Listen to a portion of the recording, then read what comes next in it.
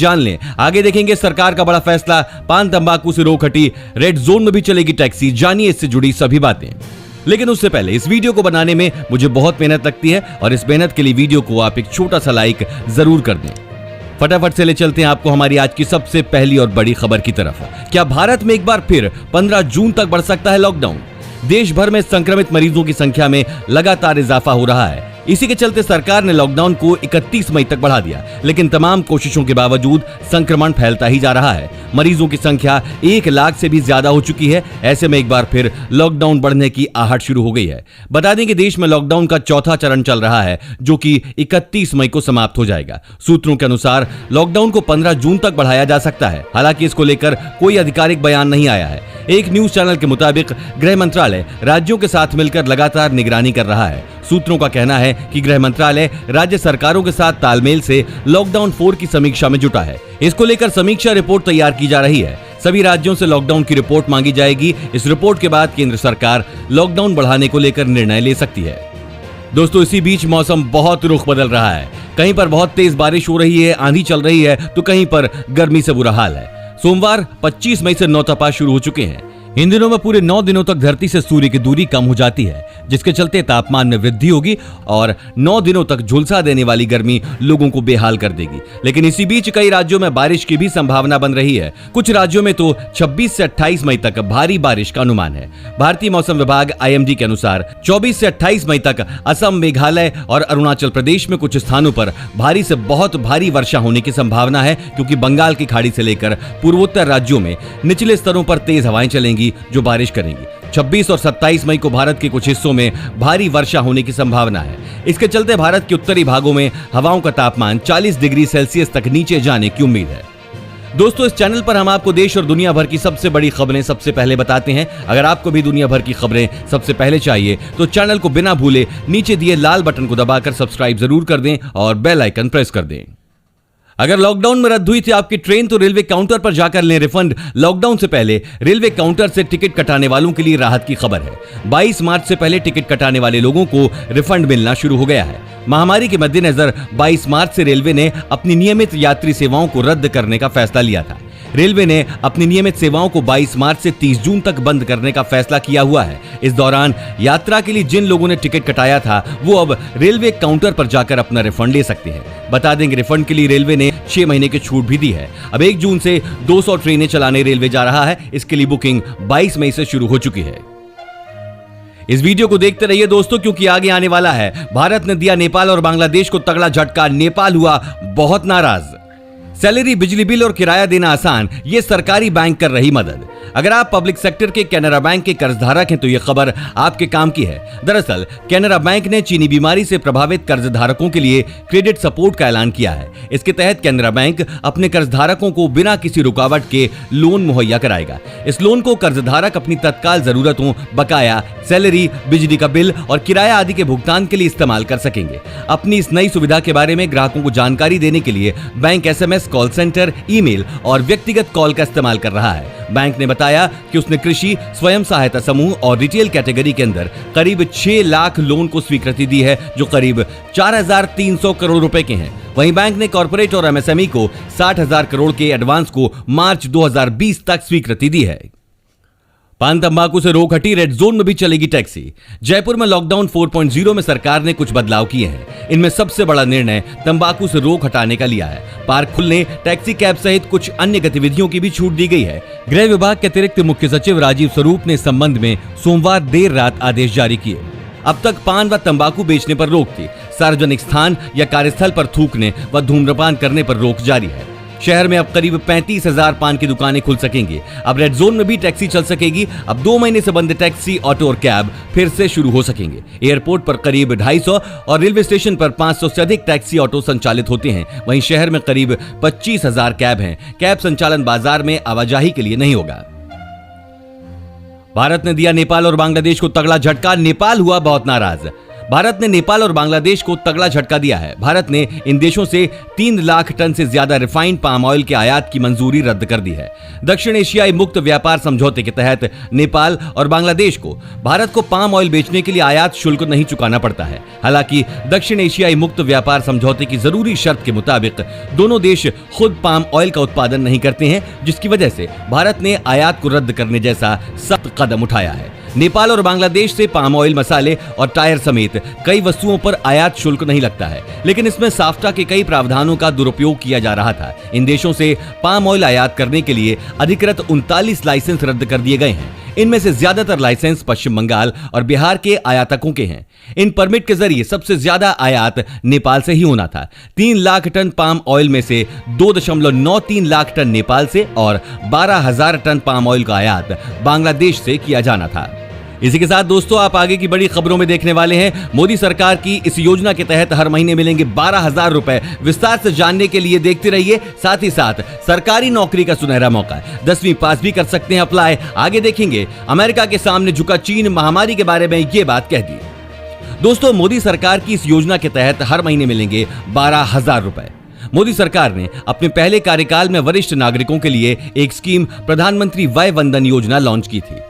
इस स्कीम की डेडलाइन 31 मार्च 2020 को खत्म हो गई थी, लेकिन भारतीय जीवन बीमा निगम ने यानी LIC ने एक बार फिर लॉन्च किया है। यानी आज मंगलवार से आप इस स्कीम से जुड़ सकते हैं। LIC के अधीन आने वाली स्कीम के तहत पेंशन के तौर पर 12,000 रुपए तक मिल रहा है। वहीं अब योजना की डेडलाइन मार्च 2023 कर दी गई है। पेंशन स्कीम होने की वजह से 60 साल की उम्र के बाद ही इसका लाभ मिल सकता है। इस योजना के अंतर्गत प्रतिवर्ष 12,000 रुपए की पेंशन के लिए करीब 15.66 लाख रुपए और प्रति माह 1,000 रुपए की न्यूनतम पेंशन के लिए 1.62 लाख रुपए के करीब निवेश करना होगा। इसके बाद पेंशन के लिए निवेशक को एक निश्चित तारीख, बैंक अकाउंट और अवधि का चयन करना होता है। उदाहरण के लिए, अगर आपको हर 15 महीने की तारीख को पेंशन चाहिए तो इस तिथि का चयन करना होगा। इसी तरह अगर निवेशक चाहे तो पेंशन के विकल्प का भी चयन कर सकता है। दोस्तों, वीडियो को आगे देखने से पहले आपको एक बहुत बड़ी जानकारी दे दें। तंबाकू और गुटखा खाने वाले सावधान, स्वास्थ्य मंत्रालय ने पैक पर जारी की नई चेतावनी। वैश्विक महामारी के बढ़ते संक्रमण को रोकने के लिए सरकार लॉकडाउन समेत तमाम कदम उठा रही है। इसी कड़ी में स्वास्थ्य मंत्रालय ने तंबाकू उत्पादों को लेकर नई अधिसूचना जारी की है, जिसके तहत तंबाकू उत्पादों के पैकेट्स पर नई स्वास्थ्य चेतावनी दी गई है। इसमें कहा गया है कि 1 सितंबर 2020 को या उसके बाद पैक किए गए सभी तंबाकू उत्पाद पर पहली तस्वीर प्रदर्शित होनी चाहिए। साथ ही साथ 1 सितंबर 2021 को या उसके बाद पैक किए गए तंबाकू उत्पाद पर दूसरी तस्वीर प्रदर्शित होनी चाहिए। इन नियमों का पालन न करने पर कार्रवाई की जाएगी। इस सिलसिले में स्वास्थ्य मंत्रालय ने सभी राज्यों और केंद्र शासित प्रदेशों के मुख्य सचिव को इस बारे में एक पत्र भी भेजा है, जिसमें कहा गया है कि गैर धूम्र रहित चबाने वाले तंबाकू, पान मसाला और सुपारी में शरीर से अधिक लार बनने लगती है और इससे थूकने की अत्यधिक इच्छा होती है। सार्वजनिक स्थानों पर थूकने से कोविड-19 के प्रसार में तेजी आ सकती है। महामारी के बढ़ते खतरे को देखते हुए भारतीय आयुर्विज्ञान चिकित्सा परिषद ने जनता से चबाने वाले तंबाकू के उत्पादों से दूर रहने और सार्वजनिक स्थानों पर नहीं थूकने की अपील की है। सरकारी नौकरी का सुनहरा मौका, 10वीं पास भी कर सकते हैं अप्लाई। अगर आप 10वीं पास हैं या फिर इससे आगे की पढ़ाई कर चुके हैं और आपको सरकारी नौकरी की तलाश है, तो लॉकडाउन के बीच आपके लिए अच्छी खबर है। सरकारी नौकरी की चाहत रखने वालों के लिए बिहार लोक सेवा आयोग ने मोटर व्हीकल इंस्पेक्टर के पदों पर वैकेंसी निकाली है। इच्छुक और योग्य उम्मीदवार इसके लिए 9 जून तक आवेदन कर सकते हैं।